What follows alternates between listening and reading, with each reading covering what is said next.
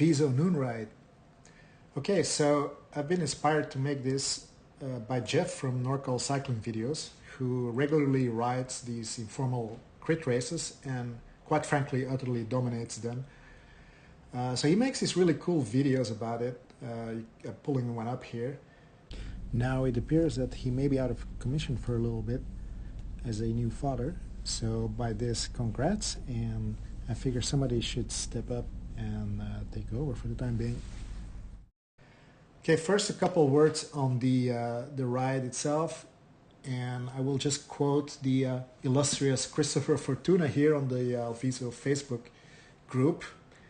So let's see, Alviso is the deranged and lawless playground for the spandex-clad warriors that will forever withstand the crushing boot of enterprise and its 60-hour work week. That summarizes it nicely, and I don't have much more to add to that. All right, so here we're starting our ride. And let me first mention what I like about Jeff's videos is they're actually quite entertaining, and they contain a lot of insightful advice and commentary. And I figure it's really his narration which makes it good and entertaining. And I find myself interested by it, unlike watching other videos that gets me bored rather quickly. So in here I will try to do the same thing. Now, unlike Jeff, my commentary is probably not very insightful, and I don't have any advice to give on how to do well in these things.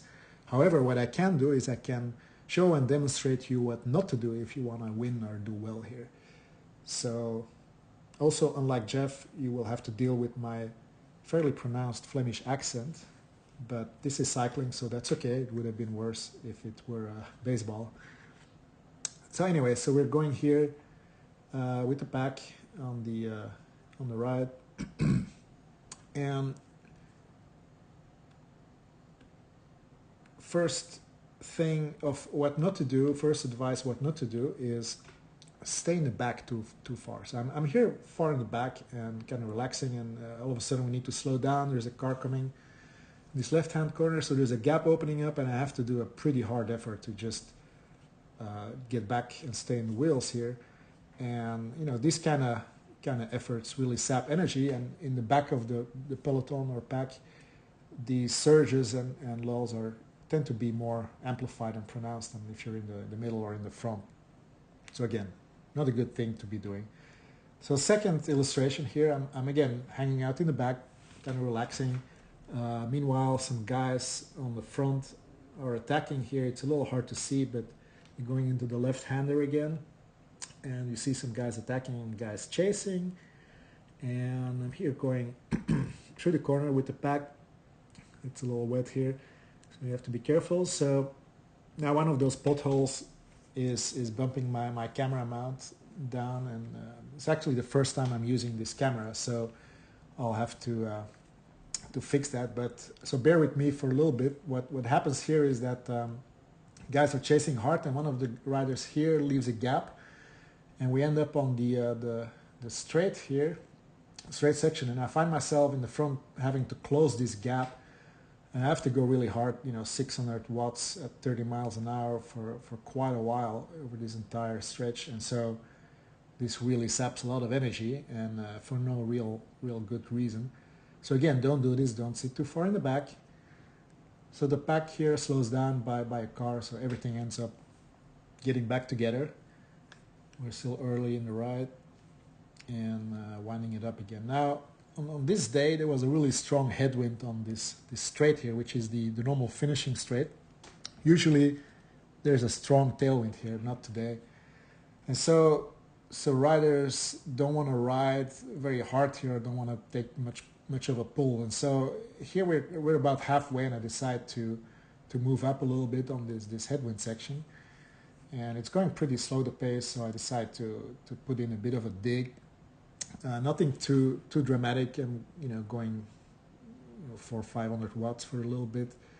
Not too fast, but I find myself opening a gap here, so I keep grinding away a little bit and into the corner there, coming up.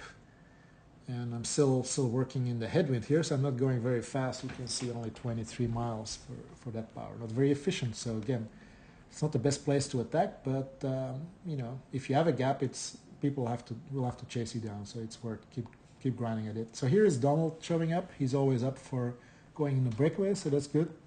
So I can recover in his wheel for a little bit. And so we're going now on this section, which has a side wind, catching up on some lapped riders, and we're going into the corner there where we'll get a tailwind, and so we still have this little gap, so we just keep going at it. So I'm doing another pull here now, and a little further I think Donald dropped back, and I find myself in the front here.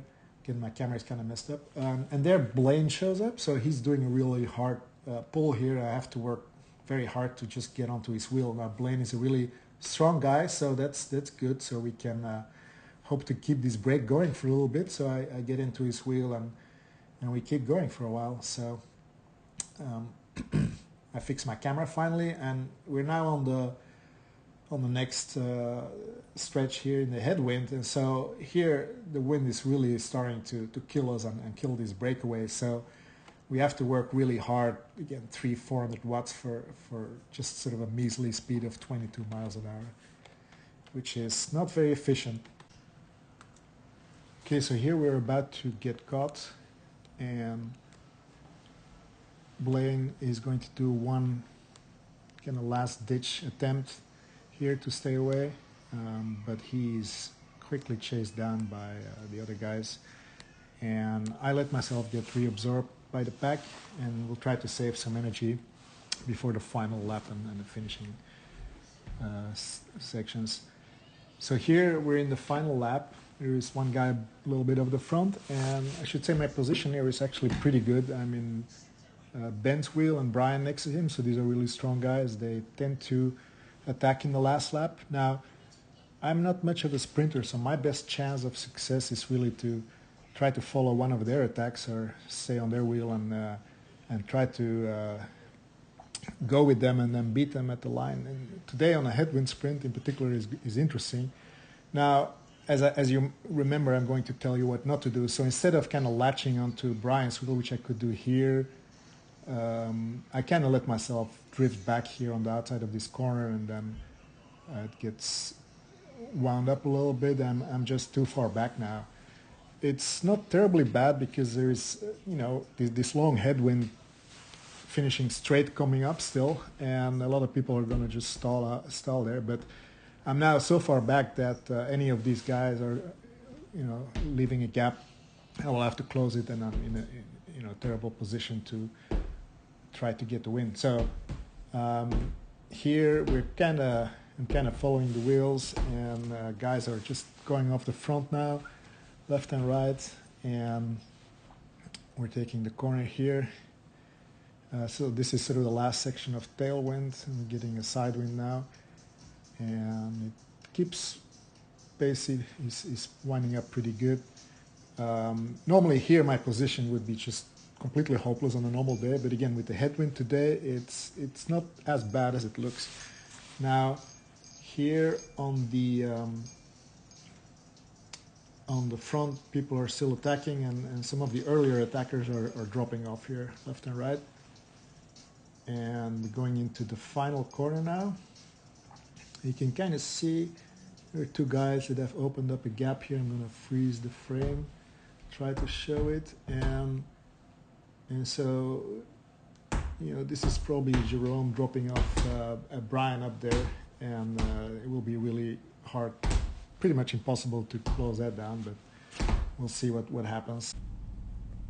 By the way, these banging sounds in the background are produced by my 2-year-old son, who is in charge of sound editing.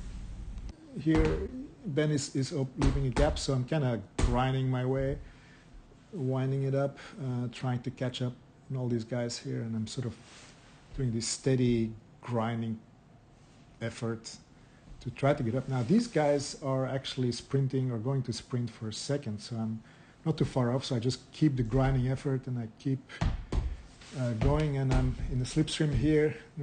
I don't have much left for a sprint, but I'm trying here, and just got nipped for a second, and up there is Brian with a victory. All right, that was it. Thanks for watching.